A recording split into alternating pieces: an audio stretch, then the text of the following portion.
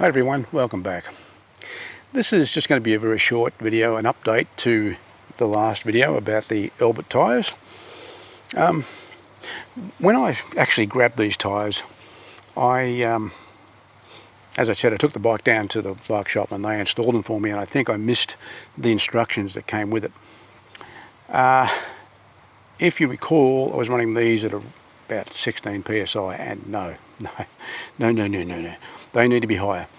I've learnt this through my own experience and also from doing some research on Schwalbe website. So I'm running these now. I've just pumped them up, well, just double checked actually. This one's 26 psi and that one is roughly 23. The thing that I've learnt is that, and Schwalbe are quite clear about this, for these new tyres, this new technology, the radials, for them to really come into their own, they need to be, you need to have a good 2 or 3 good rides on them. And I've now done 4 separate rides, a total of probably around 60 kilometres, and I definitely can feel they're becoming more compliant. Now, as I said, this is 26 psi, and as you can see, they're still quite compliant. They are definitely a bloody good tyre. I have no problem about that. So let's just head back into the office and I'll show you a little sort of utility on the Schwalbe site that will be helpful to anyone who is using these tyres, and you can get an idea of the pressures that you need. So I think we'll head in there now. Okay, so I'm back inside. As promised, I'm going to show you this tool that Schwalbe supply. It's basically part of their website, and it's called the Schwalbe MTB Pressure Prof, for short for Professor. So how it works is that if you scroll down, and you have a number of selection boxes, and you put in the information. So we'll start. So in this case, it's an EMTB. Rider weight, I'm roughly 79 kilos. Rim, so we're looking at 65 mil, 2.6. The rim millimeters, 30. Riding style, all mountain. Riding ability, advanced. Terrain, mixed. Trial conditions, mixed. Tyre system, tube and casing, and in my case I've got the super gravity, and then you push the calculate button and then it comes up with these figures. Now it gives me 1.8 for the rear bike and 1.6 for the front bike. Now when you convert that to PSI, 1.8 multiplied by 14.5 equals, so that's 26 PSI for the rear, and 1.6 multiplied by 14.5 equals 23.2. And guess what? That's what I'm running at the moment. 26 and 23 are the two pressures that I'm running on my bike at the moment. So what does this all mean? Well, when I had the tyres installed, I'm assuming the tyres would have come with instructions. Now, I didn't get those. And I sort of flew into it, trial and error. And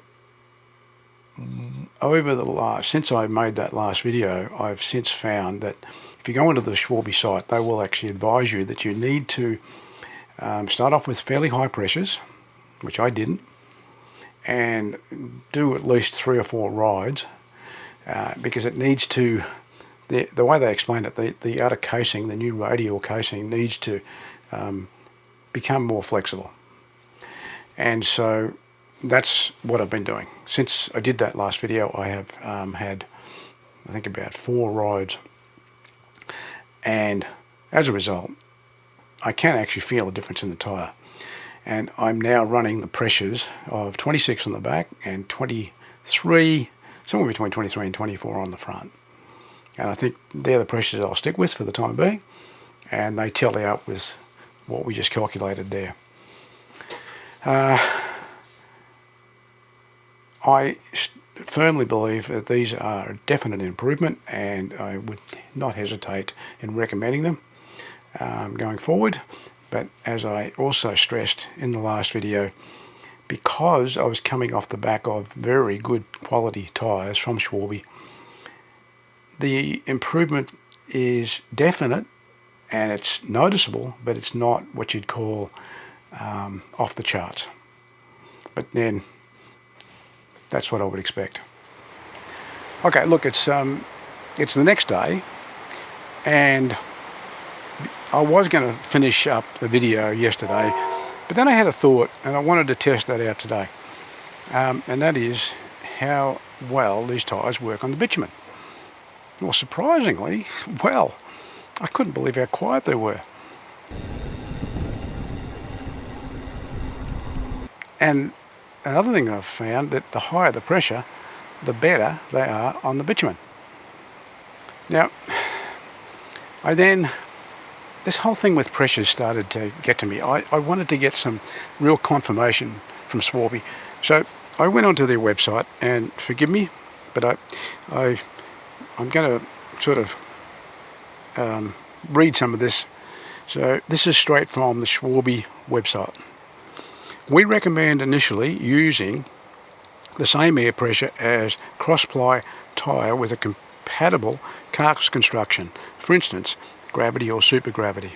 However, since Schwalbe radial tyres are more flexible than conventional cross-ply tyres, even at the higher pressures, and retain their positive characteristics. So what they're saying is at higher pressures, they can maintain their characteristics.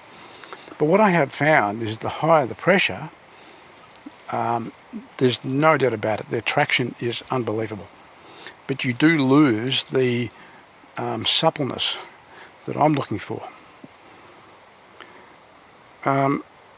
So what they're giving examples: if track conditions require a higher pressure, use that. Conversely, if you feel you need to have lower pressures, you can do it.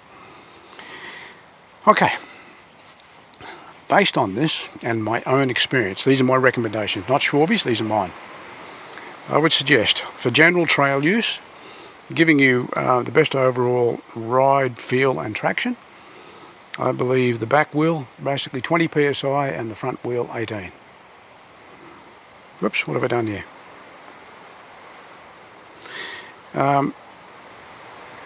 For the best puncture proofing and also good traction, back wheel 26 psi, front wheel 23 psi.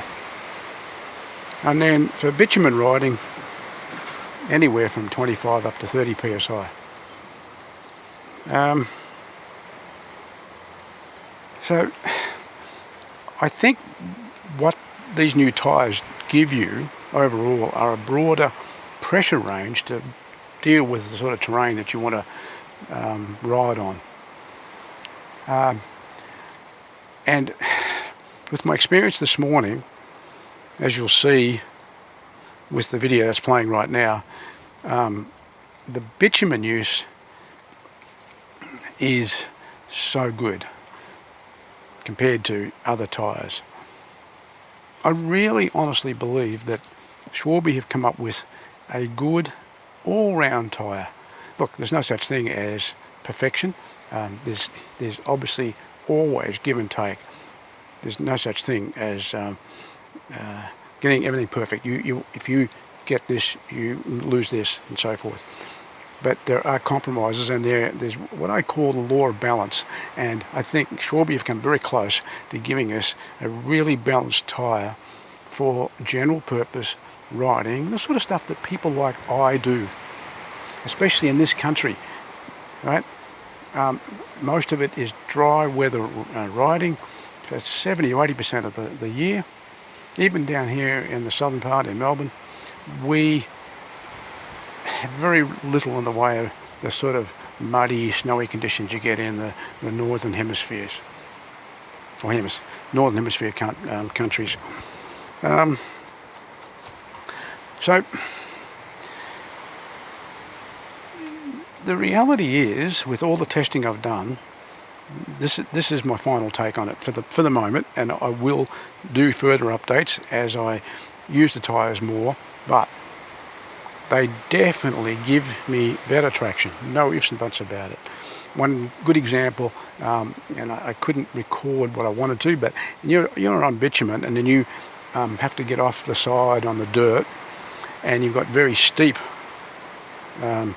offside of a road. In the past, I struggled. I had situations where the back wheel sometimes would try to slip out from under me. I didn't feel that with these Albert at all. As you saw with those routes that I did the other day, I did not have that problem. And the other thing that I've experienced, I've always been hesitant going around corners, especially on loose dirt, and it's taking a while for me to get used to being able to do that. But I'm finding I can do it at a steeper angle now and hold the traction. So there's no argument. These definitely are an improvement. No argument whatsoever as far as I'm concerned. What you need to do is, if you decide to get these, you're going to have to play around the pressures and find the ideal sweet spot for you. Oh, and the other thing is that, this is the other lesson I learnt, is that you will not be able to get get to those sweet spots until you've actually ridden